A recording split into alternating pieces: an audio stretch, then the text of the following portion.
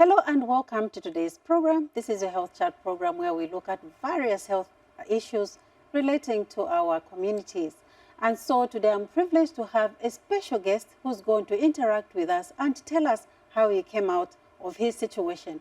We are talking of alcoholism. He was one of those that used to take to the bottle, and it actually had different turns on his life. My guest today is Aston Mwila-Kuseka, who is in our studios today. Welcome to today's program. Thank you very much. We're happy to have you in studio today. Thank you so much. Thank you, viewers out there. Okay. We are talking of you being reformed from taking alcohol for so many years. Almost half of your life, you said, has been taken by that. How did it all start?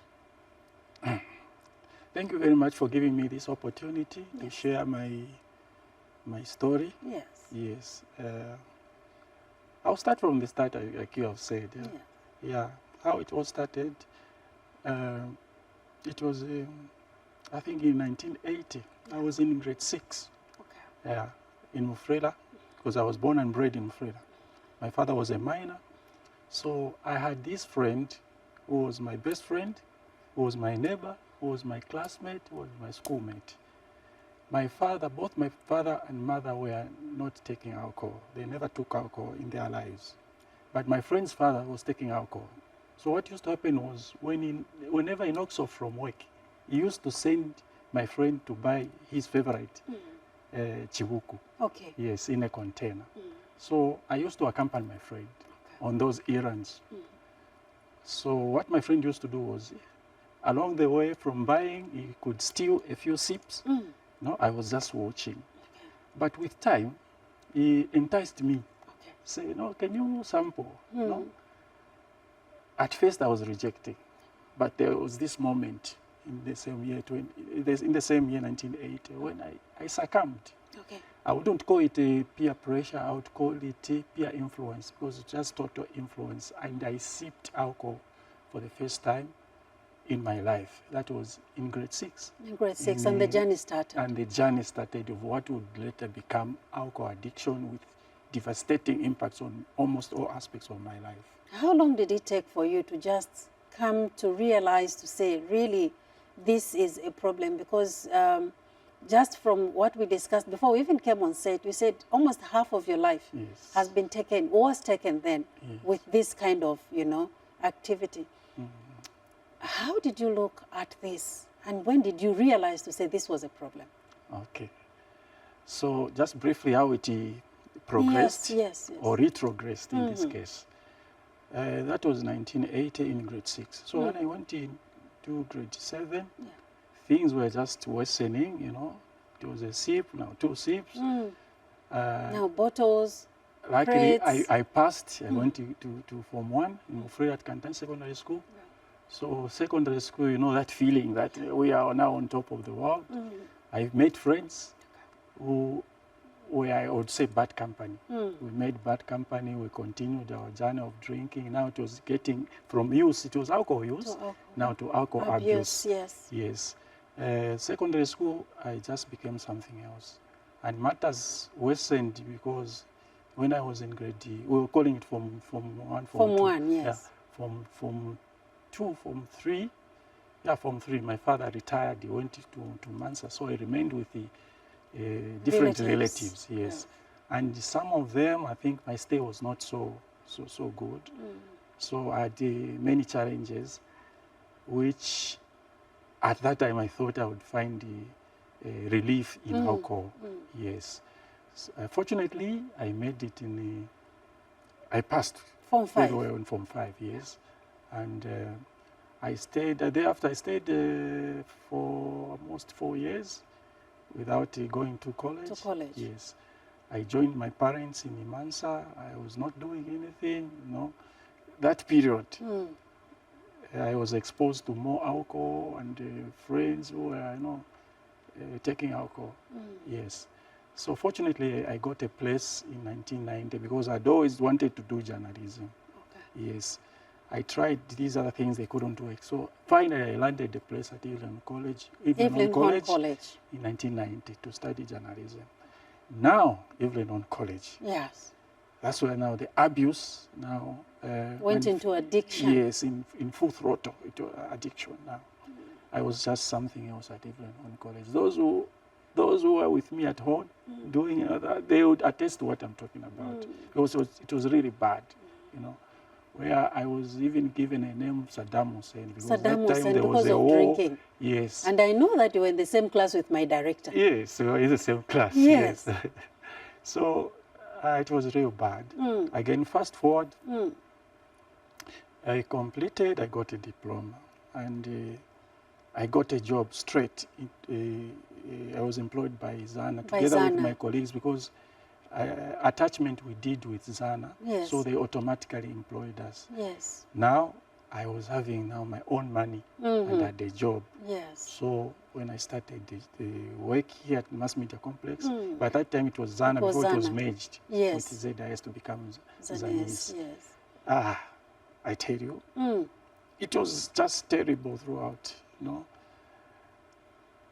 I was exposed. But I know for sure that you had actually 10 good jobs. Yes. 10 good jobs where you were not fired. Yes. But you just walked out of it because you didn't want. And then you just went, you know, drinking and all. How was the experience? Yes, the experience started from Zana itself because Zana, you know, the problem was that anybody who wanted to control me was an enemy to me.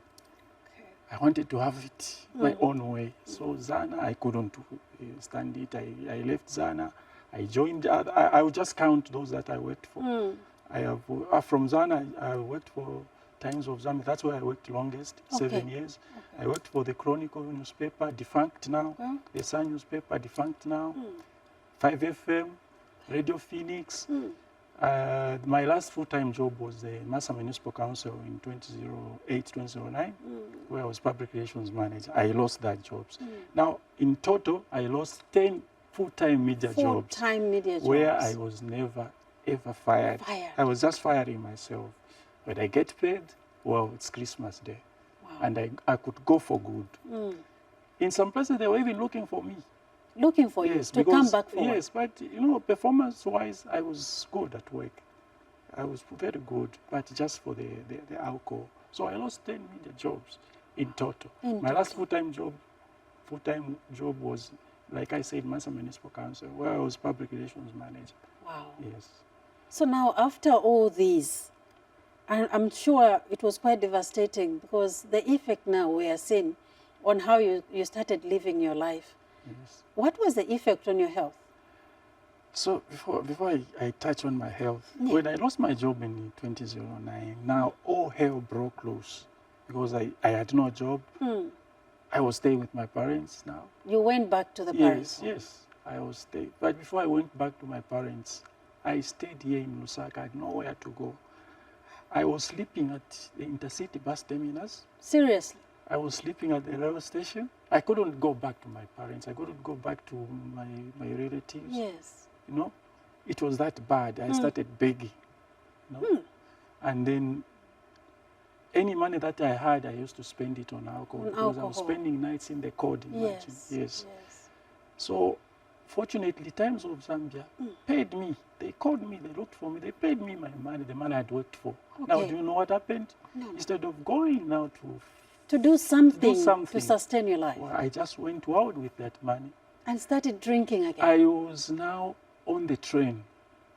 I was living on the train to Livingstone, back to Lusaka. Whilst drinking? Yes, just drinking and spending my nights on. It was just like I'd lost my mind. I spent all that money, just wasted that money. Now, after that money got finished, I get back to Intercity bus terminus and the rail station again. Yes. Now things became so bad that I thought, no. There is no way. Yes, I'm going to die. Let me just go back. I went back to Mansa. Okay. So when I went back to Mansa, I stayed a few months. That's how now I got the job. As PRO? Yes, because I found the man who was the town clerk. Yes. Mr. Wanga Kapumpa. Was my elder brother's friend. Okay. And at the same school that I was at Kantan Secondary. So when I explained the situation to him, He said, Mwachwandi, I know you. Yes. You drink too much, but you know the job. Yeah. I'm giving you a job. And he gave me a job, public relations manager. Okay. I want you to stop taking alcohol. I said, no, I've stopped. Again, you know, the devil again. Yeah. Yes. If I can blame the devil. The devil again. This time I got my money. I just went out. I lost that job again. No, that was my full-time job, but I lost. Now, coming back to the question you asked about the impacts on my health. On your health, yeah. I would say alcohol had devastated nearly all aspects of my life during that period. During that period. From the time I started just using alcohol in grade 6, abusing and addiction. And addiction. It had impacted me spiritually, physically, emotionally, psychologically, intellectually, professionally, Yes. occupationally, socially, economically. All aspects of my life were impacted. But as for health, Yes. in 2018, maybe one of the reasons I decided even to quit, among many other reasons, was that I went to the hospital. I had the problems, health problems. And when they diagnosed me, they said, you are slowly developing liver cirrhosis. That's damage to the liver. Damage of the liver. Why? Because when I had no income, I had no job, I was taking anything that intoxicates. Anything, Even if provided it's it is poison just or whatever, air. provided, yeah, it intoxicated me. So that damaged my liver. The liver. And they said, if you go beyond this, you are going to die. So you Okay. have to choose Either life to or stop death. Yes. or you continue and then you die. Yes, that was my turning point, in fact, 2018. And again, when I quit alcohol in 2018, other reasons I quit alcohol was I took an introspection, you know, and the reflections on where I was coming from, where I was, and where I was going. Yeah. I also looked at all those things. I saw the people, you know, the friends The friends that you were with. in primary school, in Yes. secondary school, they were all up there. Yes. I was stuck, either stuck or going back. So I said, no, I think I can't continue like this. Okay. So that was a The turning phenomenal year, 2018. 2018, yes. So when I started to quit alcohol, of course with prayers, yes, and support from other people. But the best thing that I did, I think I should mention this. I took myself to Mansa General Hospital. Okay. Because the boss there, the overall boss, was one person I was interacting with socially, especially at that time when I was working for the council. Yes. So I knocked at his door. Boss, I've come. You know what he said? He said, I have no money. So he thought I had gone to Exactly. money I mean, for drink. what did you expect?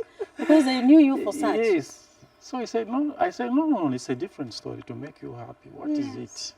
I want to stop. Yes, I said, I want to stop alcohol. Aston, you stopping alcohol? Are you sure? Are you sure? I said, I am sure.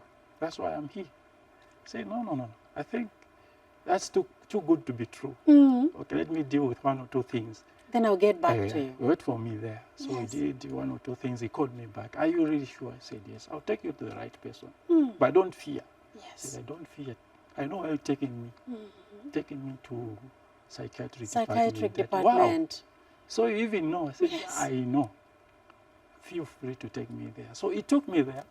He took me to the boss there. Was the in charge of the section was Mr. I've forgotten the name. I'll remember. He took me there. I brought you a client who is extraordinary. Yes. This is Mr. Kuseka. What he needs help with alcoholic and things like that. The man said, wow, I think this is very unique. So give him all the attention He he needs. needs. Yes, and that's how they put me through the drills. He said, okay, we have to admit you. Are you ready? I said, I'm more than ready for that. Okay. Hey, you go in now. I said, no, let me go home and pick a few things Yes. for my use. He said, no, we hope you're not running away. I said, I'm not running Yes. away. I went home. I didn't tell anybody at home. I didn't tell no friend, no relative. I didn't want disturbances. Yes. Yes. So I went back. And I was in for 7 days. After assessing me, they said, no, we can't keep you here. And no one came through to ask for you. No one. Okay. No one came through. So they kept me there. I said, no, I think there's no need to keep you here, since you are compliant and you are really Ready to take for this. it. So yes. you'll be coming every day. I said, no problem. And they gave me medication. I continued and until I completed the regime that they had prescribed for me. And from then up to now, you are free from alcohol? Yes, from that time I thanked them a lot, and I've never looked back. I've never relapsed.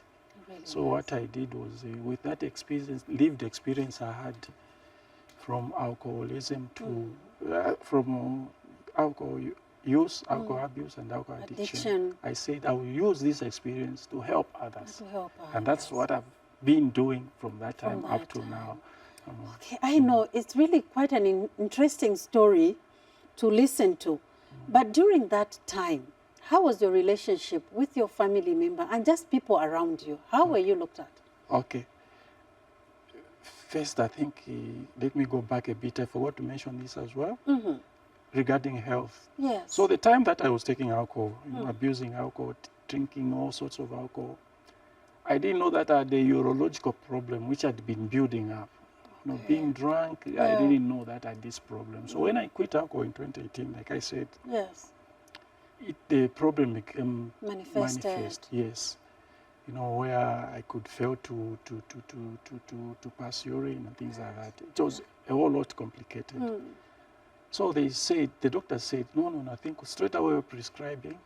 We are saying you're going for surgery. Because it's really complicated. I said, no, I think go ahead, you know best. So I had my first surgery the same year, 2019. 2019.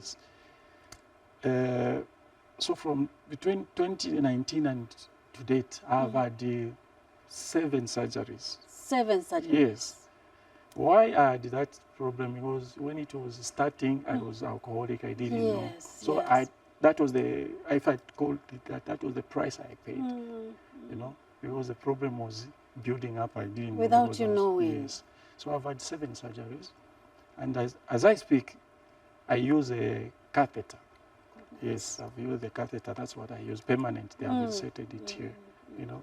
And with time, I've come to accept it, and I've adjusted my life. And the most important thing is that you're still breathing. I'm still alive. Yes, that's the most important thing. Yes. And they told me, had you not stopped in 2018, you could have just dropped dead. Dropped dead, and people were going to say, hey, no, wachako. So that's that about my health. But coming to your relationship with family members and the community? Yes. I would say, I like calling myself as a modern day Paul. Okay. Yes. Okay. I'll explain why. Coming from Saul to Paul. Yes. Paul, when he was Saul, he used to torment people. So many people. Yes, So in my own way also, when I was in addiction, state, I used to torment people one way or the other. Not physically, but one way or the other. I used to give people problems. So when I changed, I've become now an ambassador.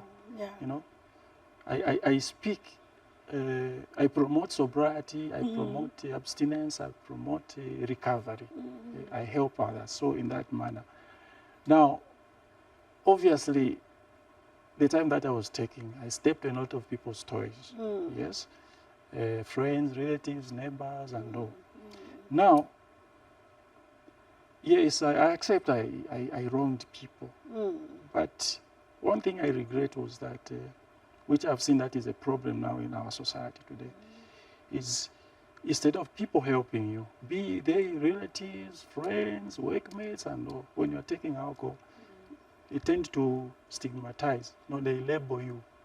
Actually, I wanted to come to that one because I know there's quite a lot of stigma among family members, among community members. When they look at you, even when there's anything to do with family, you can't have a say. Yes. Because all they know is this one is a drunkard. What can he say? What can he say? So when you look at stigma and the way family looks at these people who are victims, because they go into this alcohol or any other substance abuse, various issues which relates them or which makes them to go into it. What could be your take on family members and the community at large as to how they should view these people? Yes, to answer that question, I think I'll take it holistically. I'll look at society. Because that society, that's where family members are found, friends, relatives, workmates. I think there's need for mindset change. Okay. Alcoholism is defined as a disease, first and foremost. Society need to understand that. It says the disease like as a law like malaria or anything else.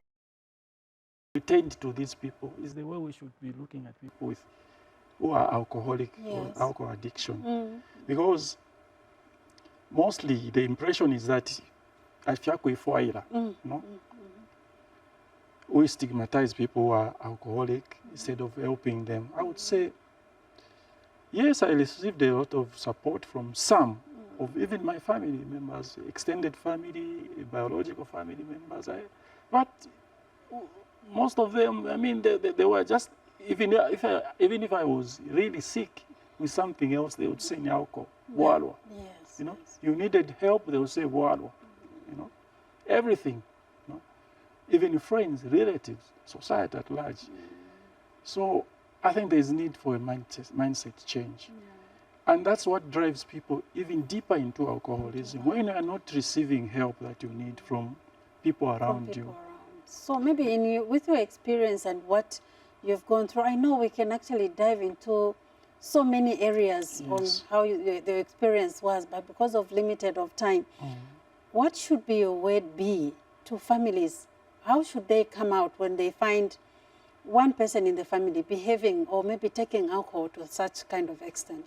Yes, I think, in fact, families, in my view, families are the first line of support. Yeah. Families, blood, if I can call it blood relatives, biological relatives, they should be the first line of support, you know.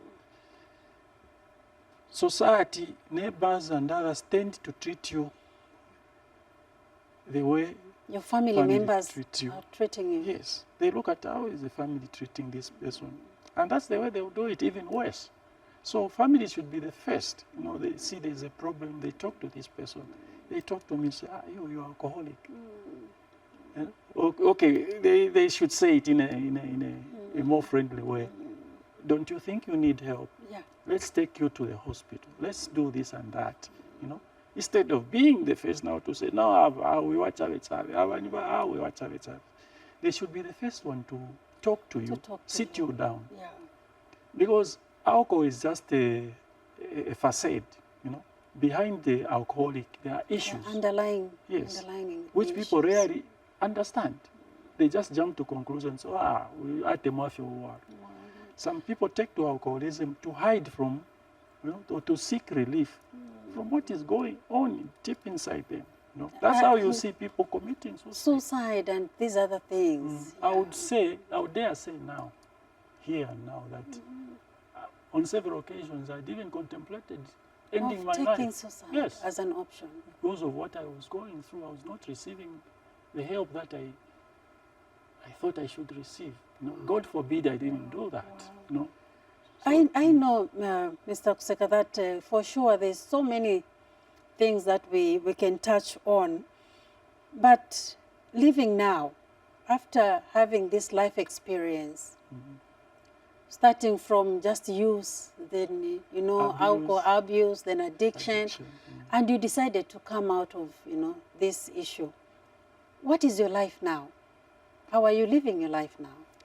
I think I would describe my life as completely new. It's a all new page I've opened in my life since 2018 when I made that decision. Yeah. And I've devoted my time to helping others. Great. First and foremost. I'm doing other things as a journalist. I'm doing freelance journalism. I'm also media consultants and other things, but I've prioritized helping others. I'm using my lived experience to help others. Right. I'm working with the local, national and international entities. Okay. Yes. One of them is the International Substance Use Professionals. Okay. You know, it's an international organization. I'm a member. Okay. Luckily, last year, they invited me and the two other ex-alcoholics Okay. in Zambia to attend an international conference yeah. and training in Greece Wow. for 5 days. Okay. So I'm also working with a lot of other local, like I said, and the national bodies Great. in spreading awareness, Great. in promoting sobriety, abstinence, and recovery. Wow. Because what I believe is nobody tells you how bad something is, better than the person who has gone through it. Because if I True. tell somebody that alcohol is bad, Yeah. then he asks me to say, how do you know that alcohol is bad? If I say, I've studied alcohol, I've masters. It's different from the person who has lived I've that gone life. through it, yes. So I'm using that experience now to help others, to show them, say, I've been through it, so I know what I'm talking about. Okay. Yes. Well, in your closing remarks, what would be your word to other people who might want to come through and just work with you? What would be your last word? Maybe government, private entities and all that. What would be your word? Yes. Yeah, I would say I've gained enough experience from the time that I started sipping in 1980 up to now. I think I've gained enough experience with a bit of trainings here and there that I've undergone and the people that I've interacted with.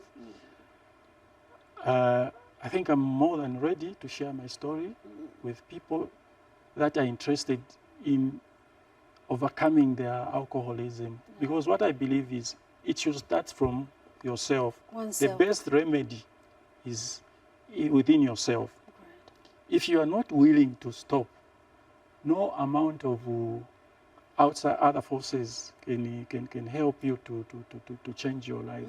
So it has to start from within yourself. Yeah. And that's where I help people to say,